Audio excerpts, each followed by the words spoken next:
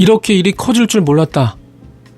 장마르크는 자신의 작은 행동이 거대한 폭풍우를 낳게 되는 나비의 날갯짓이 될 줄은 꿈에도 생각하지 못했다. 동거하고 있던 연상의 연인 샹탈이 어느 날 애잔하게 토로했던 슬픔이 사건의 시작이다. 남자들이 더 이상 나를 돌아보지 않더라. 함께 살고 있는 남자에게는 너무나 무례한 이야기일 수 있다. 나는 그럼 남자가 아니란 말인가? 그렇지만 장마르크는 아직도 샹탈을 사랑하고 있었나 보다. 애써 치미는 질투의 감정을 사귀고 나서 그는 샹탈의 슬픔을 이해하려고 노력했다. 그리고 장마르크는 고민 끝에 한 가지 결론에 이른다. 모든 여자는 노아의 정도를 남자들이 자기에게 표출하는 관심 혹은 무관심의 척도로 가늠한다라고. 그래서 장마르크는 스스로 미지의 스토커가 되기로 작정한다. 물론 그렇다고 장마르크가 직접 샹탈을 스토킹할 수도 없는 일이었다. 좌우지간 샹탈을 짝사랑한다는 가상의 인물은 신원불명이어야만 그녀에게 스토커로서 각인시킬 수 있다. 그래서 그는 샹탈에게 편지를, 그러니까 그녀를 항상 주시하고 있다는 편지를 보내게 된다. 나는 당신을 스파이처럼 따라다닙니다. 당신은 너무너무 아름답습니다. 마침내 나비의 날갯짓이 시작된 것이다. 이때까지만 해도 장마르크는 짐작조차 할 수 없었다. 자신의 편지가 샹탈의 삶, 나아가 둘 사이의 관계에 얼마나 커다란 파문을 불러일으키게 될지를. 쿤데라의 소설 정체성은 바로 이렇게 시작된다. 다른 편지들도 속속 들이닥쳤고 샹탈은 그것을 점점 무시할 수 없게 되었다. 편지는 지적이며 점잖았고 조롱기나 장난기도 전혀 없었다. 그것은 유혹이 아닌 숭배의 편지였다. 혹시 거기에 유혹이 있었다면 장기적 안목으로 계획된 것이다. 하지만 그녀가 받은 편지는 보다 대담했다. 사흘 동안 당신을 보지 못했습니다. 당신을 다시 보았을 때 너무도 가뿐하게 위로 떠오르고자 갈망하는 당신의 모습에 나는 경탄하고 말았습니다. 당신은 존재하기 위해서는 춤을 추며 위로 솟구쳐야만 하는 불꽃을 닮았습니다. 그 어느 때보다도 늘씬한 몸매로 당신은 경쾌하고 디오니소스적이고 도취한 듯한 야만적인 불꽃, 그 불꽃에 둘러싸여 있더군요.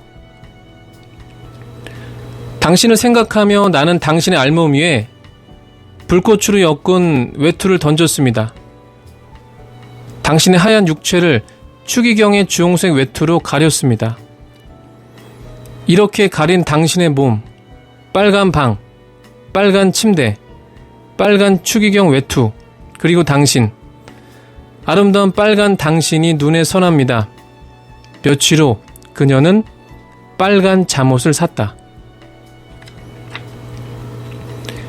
자신의 편지를 받은 샹탈의 변화에 장마르크는 당혹스럽기만 하다.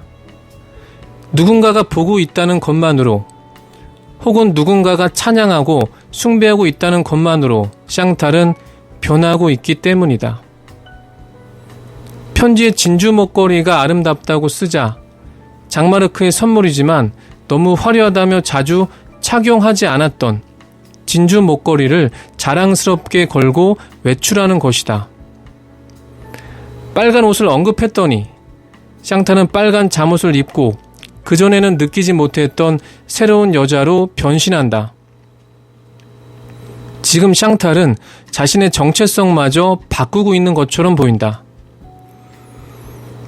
그녀는 진주 목걸이를 싫어하던 여자에서 좋아하는 여자로, 붉은색 옷을 경멸하던 여자에서 붉은색을 좋아하는 여자로 변하고 있었다. 그렇다고 해서 샹탈을 찬양하는 스토커의 편지 내용이 전적으로 그녀와 무관한 것은 아니다. 찬양과 숭배의 편지를 쓰기 위해서 장마르크는 예전보다 훨씬 더 치밀하게 샹탈을 관찰했기 때문이다. 스토커의 편지, 그러니까 장마르크의 편지는 샹탈로 하여금 망각하고 있던 자신의 매력에 스포트라이트를 비춘 것에 지나지 않는다. 그렇지만 이 스포트라이트가 샹탈에게 엄청난 자기만족 혹은 자긍심이라는 감정을 부여한 것이다. 자신에게 얼마나 많은 보석이 있는지를 알았을 때 그녀가 어떻게 자신의 삶에 자긍심을 갖지 않을 수 있겠는가? 자긍심이란 인간이 자기 자신과 자기의 활동 능력을 고찰하는 데서 생기는 기쁨이다. 스피노자 에티카에서. 스피노자의 말대로 자긍심은 자기 자신과 자기의 활동 능력을 고찰하는 데서 생기는 기쁨이다. 명시적으로 말하진 않았지만 되돌아본 자신의 모습이 긍정적일 때에만 우리는 기쁨을 느끼는 법이다. 자신이 얼마나 매력적인지 그리고 자신이 얼마나 아름다운지 확인할 때 샹탈이 아닌 다른 누구라도 기쁨을 느끼기 마련이다. 자긍심은 얼마나 매력적인 감정인가? 길거리를 걸을 때도 우리의 걸음걸이는 레드카펫을 걷는 여배우처럼 당당하고 아름다울 것이고 낯선 사람과 대할 때도 우리의 말과 행동은 거칠 것 없는 아우라를 뿜을 테니 말이다. 그렇지만 평범한 사람들로서는 자기 자신이 진정으로 가치 있는 존재라는 것을 자각하고 그래서 자긍심이라는 감정에 사로잡히는 놀라운 경험을 하게 되는 경우는 그리 흔치 않다. 우리는 대개의 경우 모종의 피해의식에 사로잡혀 위축되어 있기 때문이다. 그래서 샹탈이 받은 스토커의 편지가 중요한 이유도 바로 여기에 있다. 당신이 얼마나 많은 보물을 가지고 있는 사람인지를 알려주는 숭배자가 없다면 자긍심을 갖기란 너무나 힘들다. 그렇다. 장마르크는 제대로 오판한 것이다.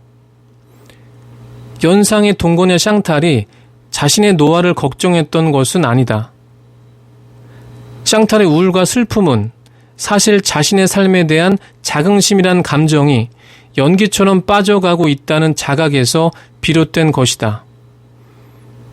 하긴 아무도 자신을 거들떠보지 않는 늙은이로 전락하는 순간이 바로 자긍심을 잃는 시점일 것이다. 그리고 그녀의 자긍심을 뺏은 주범은 동거남 장마르크 본인이 아니었던가? 애인이라고 생각하는 남자가 자신의 일거수일투족에 스포트라이트를 비추지 않을 때 그녀로서는 자긍심을 잃을 수밖에 없는 것이다. 그래서 장마르크가 보낸 스토커의 편지가 의미심장하다. 비록 동정심과 연민에서 출발한 것이지만 스토커의 편지는 샹탈에게 잃어버린 자긍심을 되찾아 주었다. 흥미로운 것은 그 연애 편지가 샹탈만이 아니라 장마르크의 정체성도 변화시킨다는 점이다. 편지를 쓰기 위해서는 장마르크가 샹탈의 매력에 주시할 수밖에 없었다. 이 과정에서 장마르크는 샹탈을 숭배하게 되었고 사랑했던 자신의 모습을 되찾을 수 있었던 것이다. 더 정확히 말해 여러모로 많이 변모한 샹탈을 새롭게 사랑하게 된 남자로 변한 것이라고 말할 수 있다. 스토커로서 편지를 쓰기 위해서 장마르크는 지금까지 무관심 속에 방치되었던 샹탈을 자세히 관찰하기 시작한 것이다. 이 과정에서 그는 지금까지 간과하고 있었던 연인의 매력, 그리고 시간이 지난 뒤에 그녀가 얻게 된 새로운 변화들에 주목할 수밖에 없었다. 이렇게 새롭게 찾아낸 샹탈의 모습에서 장마르크는 자신의 가슴의 사랑이 과거와는 다른 색깔의 사랑이 또다시 차오르는 것을 느낀 것이다. 스토커의 편지가 장마르크가 보낸 것이라는 사실이 들통나자 화를 참지 못한 샹탈은 순간적이나마 그를 떠나버린다. 같이 있던 사람이 나에게 어떤 존재였는지는 그 사람이 내 곁을 떠났을 때 자각할 수 있다. 이것은 샹탈과 장마르크에게도 마찬가지였다. 두 남녀는 헤어지고 나서야 자신들이 서로에게 얼마나 소중한 사람인지 깨닫게 된다. 그러니 두 연인이 다시 런던에서 재회하는 것은 어쩌면 당연한 귀결이겠다. 우여곡절 끝에 화해를 한 두 사람은 잠자리를 함께 할 때 마침내 알게 된다. 사랑은 서로를 주목하는 것이라는 사실을, 나아가 서로를 숭배하면서 자긍심을 심어주는 것이라는 걸. 그래서 소설 정체성의 마지막 장면은 우리에게 애잔하지만 깊은 감동을 준다. 그녀는 말했다. 나는 더 이상 당신으로부터 눈길을 떼지 않을 거야. 쉴 새 없이 당신을 바라보겠어. 그리고 말을 멈췄다가 이렇게 이었다. 내 눈이 깜빡거리면 두려워. 내 시선이 꺼진 그 순간 당신 대신 뱀쥐, 다른 어떤 남자가 끼어들까 하는 두려움. 그는 몸을 조금 일으켜서 입술을 그녀에게 대려고 했다. 그녀는 고개를 내저었다. 아니야, 그냥 당신을 보기만 할 거야. 그러더니 다시 말했다. 밤새도록 스탠드를 켜놓을 거야. 매일 밤마다. 우리는 평생 내 뒷모습을 본 적이 없다. 그렇지만 타자는 너무나 쉽게 내 뒷모습을 볼 수 있다. 나를 사랑하는 사람이라면 그는 간혹 이렇게 말할 것이다. 머리에 뭐가 묻었네요? 이리 와서 돌아봐요. 제가 털어줄게요. 물론 그 반대의 경우도 마찬가지다. 그의 상의가 바지에서 빠져나와 있으면 나는 어김없이 그에게 그 사실을 일러준다. 이건 뒷모습에만 해당되는 것은 아니다. 우리의 모든 면을 타자는 마치 거울처럼 비춰주기 때문이다. 사실 거울보다 수백 배나 더 좋은 요술 거울이 바로 타자라고 할 수 있다. 거울이 현재 시각적인 모습만 비추어 준다면 타인은 과거의 모습이나 미래의 모습도 보여줄 수 있고 심지어 나의 내면마저 드러내주기 때문이다.